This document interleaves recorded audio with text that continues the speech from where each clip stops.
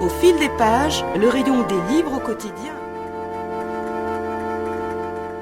On les appelle les Sayanim, un terme hébreu qui signifie les informateurs. Ils sont environ 3000 en France et ils sont presque compulsivement mobilisés pour contrer tout ce qui peut nuire à l'image d'Israël. Ce groupe d'influence très puissant va à l'inverse développer toute son énergie pour peaufiner cette image de l'État hébreu, y compris quand Israël se livre à de vrais carnages. Ce fut le cas en 2008-2009 lors de l'opération dite Plomb durci contre Gaza, ou encore plus récemment lors du dernier raid contre la flottille turque pour la paix. C'est au travail en coulisses de ces désinformateurs que le romancier Jacob Cohen consacre son dernier récit intitulé « Le printemps des Sayanim » est paru chez l'Harmattan. Tout d'abord, un mot de l'auteur. Jacob Cohen est né à Meknes, au Maroc, à la fin de la dernière guerre mondiale. Nous avions beaucoup apprécié ses précédents romans plongés dans le bain de la société judéo-arabe du royaume. Des opus truculents qui ne laissaient place à aucune complaisance vis-à-vis de la moindre autorité. Cet esprit libre est présenté sur Internet comme un militant antisioniste et il ne se départit pas pour autant de sa rigueur dans ce dernier ouvrage.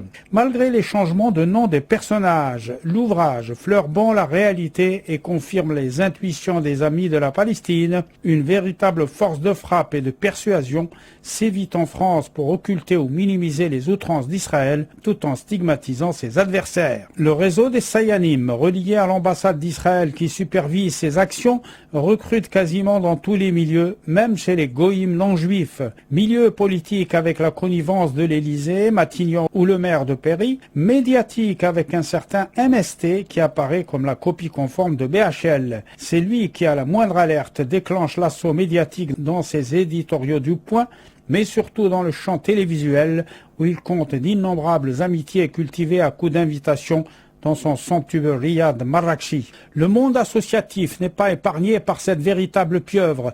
L'association SOS Racisme, fondée sur les fonds baptismaux des manifestations de Beurre pour l'égalité, a été récupérée rapidement au profit des Amis d'Israël. Ses dirigeants sont désormais soigneusement choisis et contrôlés grâce à l'omniprésence de l'Union des étudiants juifs de France. Son président dispose du numéro direct de Matignon. L'actuel patron de SOS, un certain Soroporo, rien à voir, n'est-ce pas, avec Dominique Sopo, ne peut rien refuser à ses maîtres de l'UEJF qui tiennent le cordon de la bourse.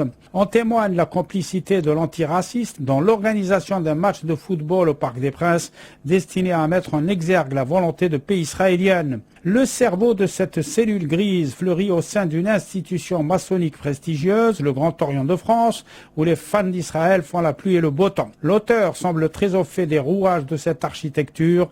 En a-t-il fait partie ? En tout cas, il reporte avec une étonnante minutie la façon dont les supports d'Israël ont gangréné l'institution. Un groupe de frères d'origine arabe en fera sèchement les frais. Pour avoir voulu se rebeller contre cette honteuse allégeance aux intérêts d'Israël, Youssef El-Kouhen, brillant intellectuel d'origine marocaine, subira de sévères représailles.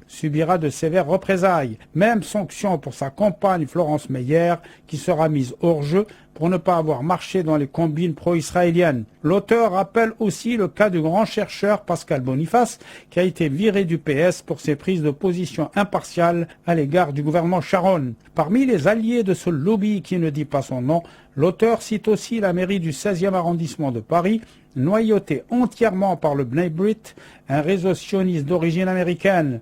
Quand on achève la lecture de ce livre, on a envie de se pincer, tant la réalité y dépasse l'intuition. On appréhende de façon palpable cette impunité dont jouit Israël dans l'opinion occidentale. Le travail en amont des relais médiatiques, dont notamment un certain Éric Jettour, fait des prodiges en ce sens. Voilà, cela s'appelle Le printemps des Sayanim, un récit de Jacob Cohen, édition l'Harmattan.